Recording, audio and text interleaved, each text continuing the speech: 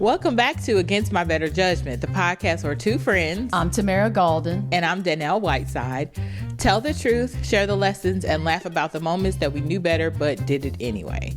Each week we share real stories about our lives, about the times that life surprised us, stretched us, or just straight up humbled us, and the lessons that we learned along the way.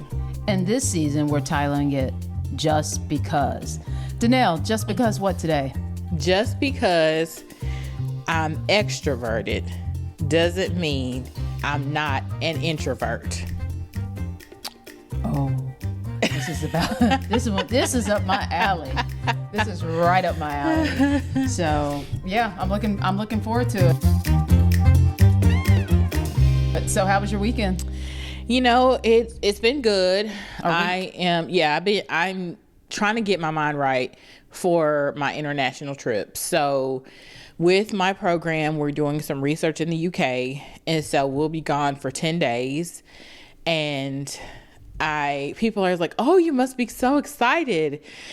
I love to travel, but I'm very particular about who I travel with. And so I'm used to these people that I've gotten to know, but it's over the course of we see each other once a month for the weekend, very focused time. So I'm just really I hope that everybody meshes well. Do you have your own room? We do have our own rooms, but it's still a lot of togetherness.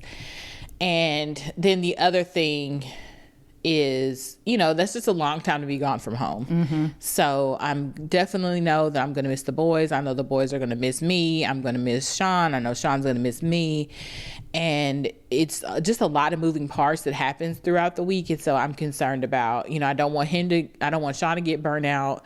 I don't want, something to happen while I'm not here. So it's just I'm excited about it, but I'm also nervous. And so I think the nervousness is just overshadowing what I can be excited about. Yeah. But it's a major trip. We're doing research about institutions in the UK. So we're meeting with the leaders of these major institutions, and we'll be presenting findings from our research, and so it's going to be very cool. Okay. No, I like it. And let me know if Auntie Tamara needs to step in. I need to definitely need to have you. We can talk about that today, actually. Yeah. I just thought about that. So we'll talk about it. For me, it just hit me. You know how when you plan trips almost a year in advance? Mm-hmm. And it's kind of like if you buy a whole bunch of stuff from Costco. When you run out, you run all the way out because you always think, I got it from Costco or I got so many more. Well, that's what it is for me. It's it hit me. I'm going to Disney in less than 14 days. Yay. And so I was like, I have shoes. I need to break in some shoes. I need shaving cream. I need stuff to spray my feet. I need a Brita filter. I need stuff. So it just hit me this week. So I sat down. So I ordered all the things because I have not. And so now I'm just finally processing, I need it because I like to read to the boys every night. So I'm ooh, it'd be neat if I had a Disney story to read every night. And so I had to think through how to do that, and something that's for a 7-year-old and a 5-year-old. So I finally sat down, took the time, and focused on, okay, we're going to do this. Yeah. So that's what I need to do for my trip. But I think because I haven't done that yet, it's also contributing to my nervousness because I'm not prepared. I'm going to be gone for 10 days. So I got to have I don't want to have 3-4 suitcases. I want one suitcase. So I got to build a capsule wardrobe, and then I need to get the plugs, because the outlets are different in the UK, just stuff like that. Wait, where are you going in UK? We're going to Glasgow, okay, and Manchester. So Glasgow and Scotland and Manchester. Because a lot of places in the UK, they tell you to have it, but you don't really. But I've never been to Glasgow. Yeah, and sure. You need it's worth having. Because if they don't have it, you need to have it. So, yep.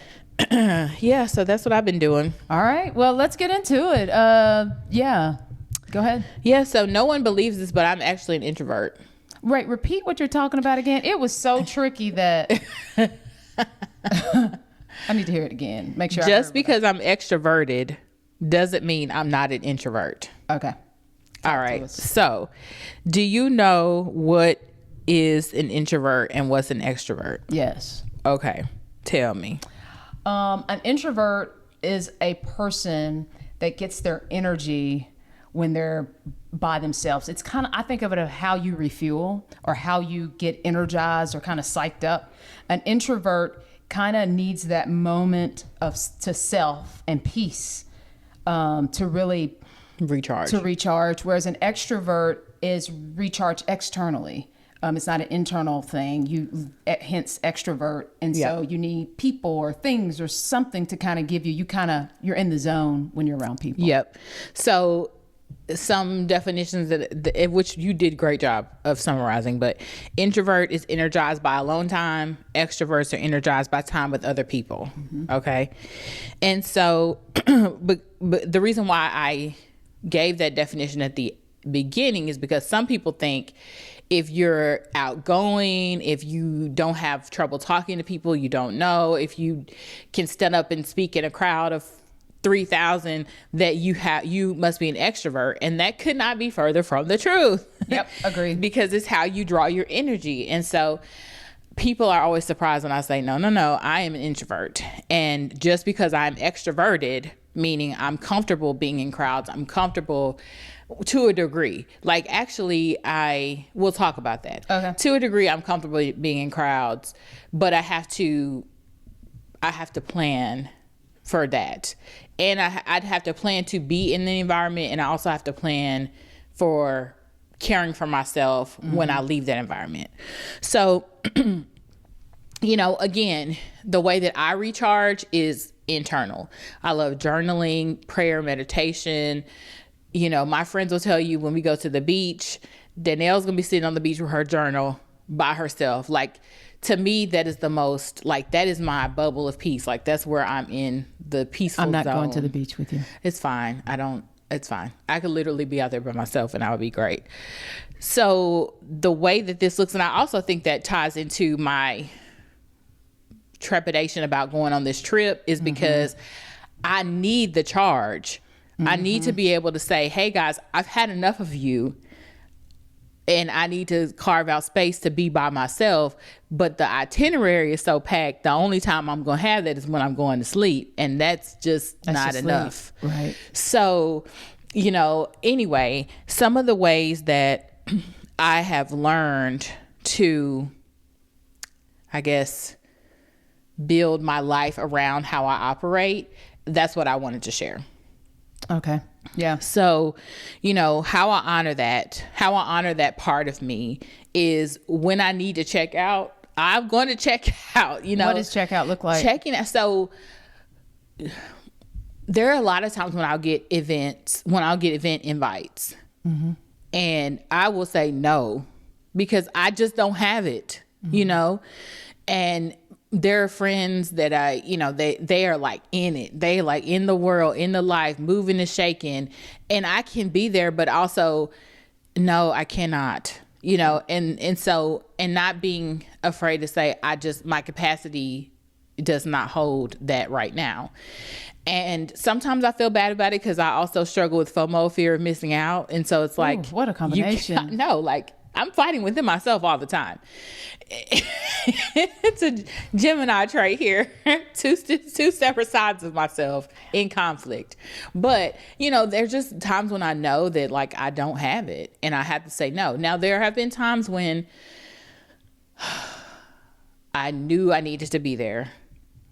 And so I had to override the part of me that says, girl, you don't want to go, you just go home. So I remember recently a friend of mine ran for a judge, and he was having his launch party, and I knew I wanted to be there to support my friend, and so I was like, okay, but my battery was low, and I don't even know what drained my social battery that day, but it was already low when I went there. And so I sat in the parking lot, and I almost was like, okay, I'm going to go home, because I just I felt like this thing rising up in me that was like, oh my gosh, I can't go in there. Like, I cannot go in there. Thankfully, I parked right behind our mutual friend, Dannelle. And so I was like, okay, she's going to be in there. And so I saw her, and then it was fine. I stood with her. So that helped me to, at least be able to navigate through that event, but I literally was in the car like, I'm not going in, but I went in. Then other times when like I know I have to be extroverted, like for work, you know, when you're meeting donors or you're going to be in a room, like we had our scholarship ball a few weeks ago, and it's like 450 people there, and y'all look good. Thank you. We had a great time. And usually in rooms like that, I'm like, you know, dreading going, because like, and again, it's like it's a work, it's a performance. It's like something I have to do to pull. Like my natural tendency is to be within myself. So to then have to go in a room where I don't know people. So the way that I do this is, you know, the people from advancement, they know to email me who's going to be at my table. And so that way I know who, like I can study them, talking points. Because the thing about it is if you're engaging, I can go with you all day. But it's the times when you get in these places where other people are like paint drying, that it's like, I cannot physically, like the effort that it's taking me to pull something out of you is draining me. And so how I usually overcome that is try to know about them, so I can elicit, like if I know they have a family or I know where they work, I can plan a question that's going to get them to start talking. Thankfully though, at the ball, we sat next to this really lovely couple and they were so talkative. We had a great time. And usually when I have that, I'm like, okay, I can move. But like, girl, there was one dinner I went to, a scholarship dinner, and this man, like, say this is, you're me, and I'm the man. I have to tell you this. Okay. This made me so mad. So you know how when you're sitting at a table of 10, and where it's like a plated dinner and they have different desserts, it's like every other dessert, like it's chess pie, chocolate pie, chess pie, exactly. Chocolate pie. Yes. So I had cheesecake, he had chocolate cake. He says, I don't like chocolate cake, and takes my cheesecake. Oh no. When I tell you, I was so mad, Tamara. I was like, I'm about to leave here. It took me all the nerve. Okay. So he made me so mad in that moment, and I had to really like, okay, because I was literally going to get up and leave. I would have had to hold on to and say, well, I like cheesecake. And I wanted, even if I didn't, I wanted that cheesecake. And then besides that, how dare you? Yeah, you don't mess with my stuff. You don't. And also, how do you think you have the... Okay, so anyway, I flagged the waitress down. I told her, I said, hey, he took my cheesecake. She said, he did. She's like, let me help you out. So she went and got me one, which is what he could have done. Easily. Thank you. Easily. But that's not even the point. The point is, he did this to me the whole time.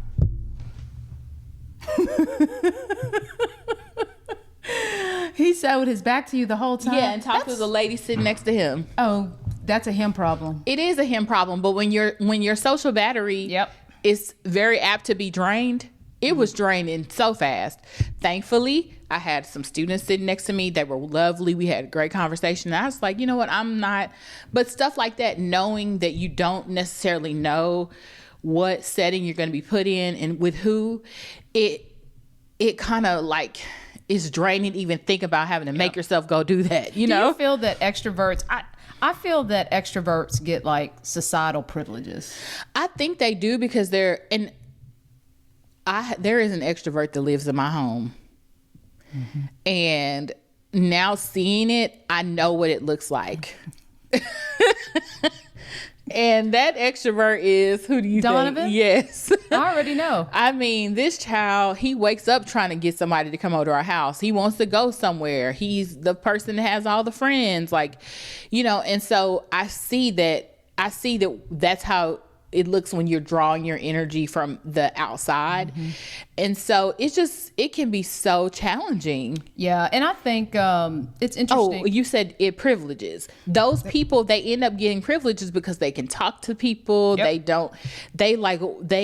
Because they're drawing their energy from you, it makes you feel like, oh, they're really into me. But it's actually like, no, they sucking the life out of you. Correct. And especially introvert. But I thought about this. It hit me over COVID because my entire life I thought I was an extrovert because, you know, personality, I can hold the room, I can do all of these things. COVID taught me that I had way more introvert qualities when it came specific to where I got my energy from. And I learned the word ambivert.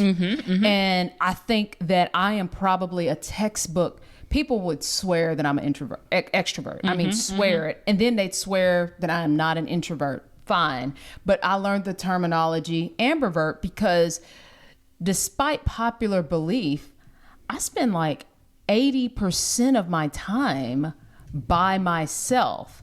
And even of the 20% of the time that I don't spend by myself, I am in public, but probably 15% of that I'm in public with other people, but by myself. Right. So like I'm just that person. I mean, I'll go to a comedy show by myself.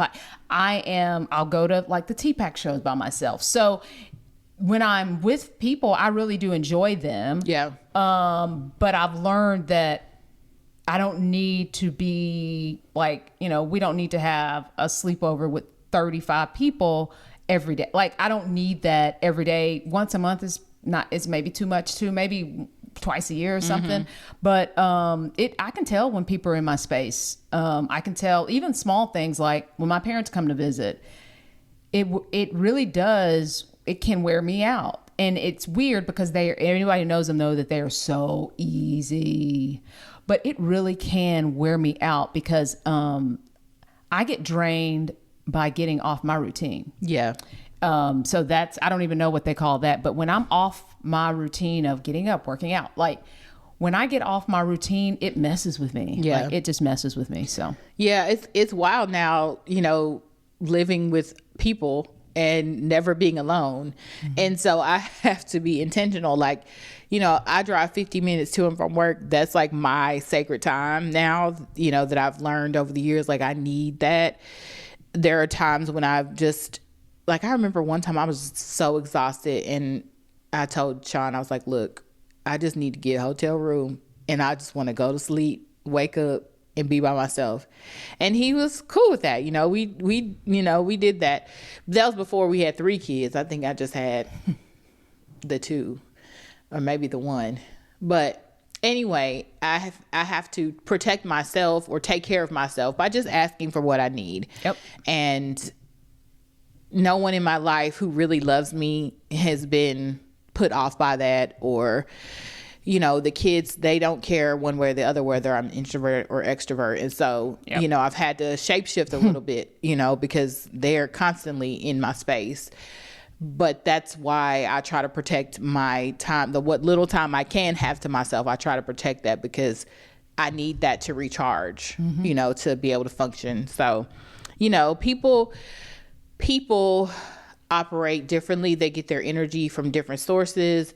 And it's important to see everybody in your world for what they need and give allowance for that.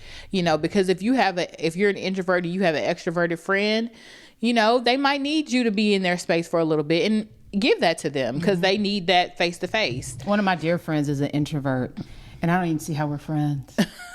I mean, extroverts? No, here's what I think. So I'm clearly an ambivert. I think she presents as an introvert, but is perhaps an extrovert, which is interesting. That's how I feel like that's how Sean is. Yep. Because she presents as an introvert, and I'm like, y'all, and so she's really an extrovert. But yeah. I think she likes the idea of being an introvert, which means she's probably a classic ambivert. Yeah. Yeah, the 2 of us, people think that I'm the more outgoing one, and I might be a more outgoing, but like once you get to know him, he carries it. Yeah. Like I could literally sit here and he's going to talk. He will. And it's so I just love it. I do too. Because at times when we're at home, he'll be talking. And I won't say anything. He's like, you don't have nothing to say? Now, meantime, I've processed everything he's saying in my head, but it doesn't occur to me to say it back. Oh, in a minute, I will tap you on the shoulder. In a minute, I'm like, I'll say say something. Acknowledge that this is a conversation, not just me giving a speech or something. Yes. Yeah, but I just don't, it doesn't occur to me. And so like, it's just an interesting dynamic, because when we are together and people are so surprised that he like runs the... I'm not anymore. Yes. But were you surprised at it initially? Yeah. Like, because people think, you know, we present different, but who we actually are very different. So anyway, that's what I wanted to say about that. No, just because I'm extroverted doesn't mean I'm not an introvert. So yeah. I like it. I thought some confusion with that is not. I think it's just because you have extroverted tendencies, because you're probably an ambivert. I think so, but you know, I had to fit in there just because. I like it. That was a good one. I was wondering where you were going with that. Yeah. I was like, okay, getting deep. Okay. On a Tuesday. Actually, this is funny. Oh, hit it. It's funny actually that we ended up with this one. Oh. Okay, so this is from Courtney. She says she's going through divorce and about to live by herself for the first time in 14 years. Part of me is excited for a fresh start, but honestly, I'm nervous. I've gotten so used to always having someone else in the house that the idea of coming home to silence feels strange. I'm not trying to make this season feel sad, but I also don't really know how to do life alone anymore. So my question is, do y'all have any tips for learning how to enjoy your own company again? Yeah, I don't on enjoy your own company again. But I will say that, you know, have the freedom to understand and recognize what truly makes you you. Like, what do you like? I mean, were you eating scrambled eggs because that was the easy thing for everybody to eat? Like, just, it could be a lot of excitement and a lot of discovery. So to me, it sounds like a bittersweet season. I understand the divorce is hard and difficult, but the sweet part that comes after the bitter is you have time to just rediscover so many things. And when you are by yourself, you hear things differently. And I'm not talking about your house creaking. I'm talking about you hear and feel your experiences differently.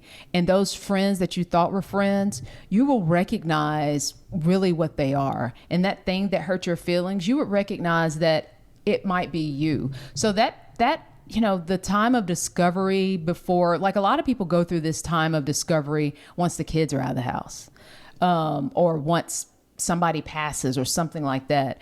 But a time of discovery, I mean, it's fun and it's new every single day, but I don't really have any hard and fast tips. You do, because you live by yourself, you do stuff by yourself. So how do you so I plan to do something that I want to do that I call get to things. So I do some sort of get to thing every single week. I do something that's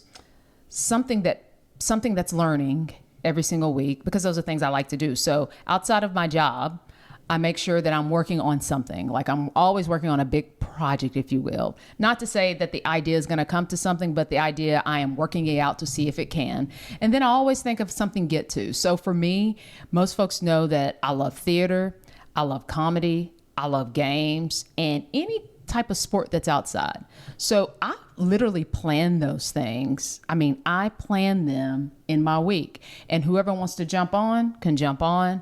And if there are no takers, that's fine. So I'm very intentional about something that is I get to do, so I look forward to. It could be going to read to the boys. It could be all kinds of things, but I always have something I look forward to. And if people want to join, great. And if they don't, they don't. And I'm always working on just being a better person. And those things, believe it or not, it takes up most of my time. Like I always have to plan, like I'm going to get a chance to hang out with y'all. Well, I really have to plan that. Why? Because I usually plan something different. I really have to plan my week, and every single week I know I have something to look forward to between Friday and Sunday. Yeah. Well, first of all, Courtney, you know, I am praying for you and for your healing, because when you go through this, it's a hard time for you, for your family, for everyone. And so I hope that you find peace during this time of transition.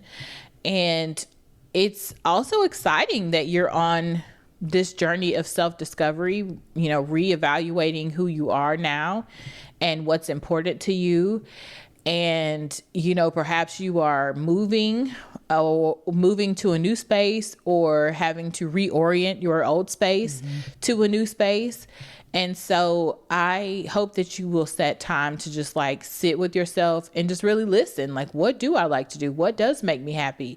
What brings me joy? Who in my life do I want to be around? And prioritize that, because I think in this season, you don't want to make it sad. And so you want to feel good. And so you want to prioritize things that make you feel good, people who make you feel good, you know. Just try to find those things that like deep within you're like, okay, this feels good and I want to keep doing that. Discover new hobbies. Puzzles, painting, crafts, instruments. Yeah, like there's just so many things to discover. And, you know, like a few years ago, I decided I wanted to try to make cakes, and so I started perfecting them, and so it was just something I was curious about whether I could do, and now I can. So, you know, just try different things, and there's nothing wrong with that. And in fact, you have nothing now but space and opportunity. And sometimes when you are trying to heal from certain things, creativity is the best outlet. So things that you can do with your hands, you know, listening to music, dancing around in your house, you know, just find things that make you feel alive and joyful. And, you know, I think that's going to show you your path. That's going to light your way forward. You know, it's a healing journey is just that. Like, you have to pause and honor where you are and envision your life for your future, and, you know, go to some therapy. You know, just take yourself out on a date. Like, you know, don't let yourself be lonely. Be your companion. Yep. I like it. Yep. Get to know yourself. Good luck, Courtney. Yep. Okay. We're moving on to the Against My Better Judgment segment. Well, a lot of people know that this year, May the 5th, was Taco Tuesday. So what had happened was I decided to do something unique. Okay. And well, I made margaritas. But but I also made hennaritas. Ooh. Well, that's some black stuff. I need to. That's very true. Very true. That was my intrusive thoughts winning in this conversation. That Hennarita. Who ever heard of that? Don't worry about it. That Hennarita, I'm gonna tell you. Now that really wasn't even. Believe it or not, that was not against my better judgment. It sounds like it, because what was in there? The part that was besides Hennessy. Well, the Hennessy plus Rita. Okay, so Hennarita, but that part wasn't against my better judgment. The part of it that was against my better judgment is Wednesday was the Bruno Mars concert. Oh, goodness. Did you go? Yes. So I went to Bruno Mars after Taco Tuesday in Hennarita. Okay. So 2 really long nights. And I learned that I'm too old for Bruno. I'm too old for Bruno on a weeknight. But I'll tell you what I also learned. What? This man, you need to talk to Andre, because this man will take a grenade for you. Oh. He will run through a fire for you. The stuff that Bruno will do for me. Anyway, so it was a lot for 1 week. You did the most. I did the most. It was a lot for 1 week, followed by my parents coming that Friday. I mean, so you were living it up. I mean, what else do you have to do besides live? Uptown funky. I mean, yeah.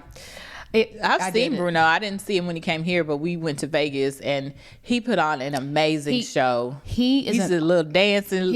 He's a little dancing machine. And people are like, "Oh, he's you can tell he's 40." I'm like, you get up there and move your hips. Right. What are you talking about? Why are you even talking? Like, get up and move your hips and let's see. But anyway, Bruno, I mean, he's such a romantic. He is. And it's interesting because it's called the Romantic Tour, and he's such a romantic. And because every time he sings, I'm like, who is he talking to? Like, it's just, you can tell that he's talking to somebody. You think he's in love? Well, he just broke off. They've been together for a minute, and they just broke up this year, him and his longtime girlfriend. So you standing in line? Hey, no, but I'm gonna tell you right now. Call me if you will take a grenade for me. Or if you would run through a fire for me, send me an email. I'm telling you, I'm available. Bruno is not sending you an email. I said I'm not talking about Bruno because I don't like the name. You don't like his name? I can't date nobody named Bruno. What? I'm just telling you the truth. What's wrong with Bruno? Nothing's wrong with it. It's just that name. Tamara, I don't care. Sense. I don't care what you say. Like I said, moving right along. Oh man! So against your better judgment, you did too much. Way too much. You had to recover. I did have to recover as an ambivert. That part. So what are your takeaways from today? My takeaways for today are to honor who you are, set yourself up for success, you know, in the conditions that you're working with within yourself. And, you know, when you need to recharge, but when you're ready to get back out there, get back out there. And, you know, shout out to you, Courtney, and, you know, I pray all the best on your healing journey. Yeah, and I'd say, you know, pick your players. When you need to be recharged, figure out who needs to be on your recharge team. When you need, you know, to Courtney's point, when you're trying to live when you're trying to discover yourself and something new, just know that you don't have to do it alone. So pick your players. Who do you want in your circle? And go be great. Oh, I forgot to tell you this, Courtney. I was thinking about this while I was talking, but I forgot to say it. There's a song by Ari Lennox called New Apartment. So when you get your space and you get to make it how you want it to be, play that as loud as you can and just dance around, because she talks about how she feels in her new apartment and how much joy it brings her. So just embody your space and enjoy this next season. So right. If you want us to give you our qualified yet unqualified opinion, please send us an email at againstmybetterjudgmentpod@gmail.com, or you can hit us up at Facebook or Instagram at Against My Better Judgment Pod. And hey, thanks for joining us every week. And please like, click, and subscribe. If you are going to give us a star, give us a high five. Yeah, we'll see you next week. All right. Take care. Bye, y'all.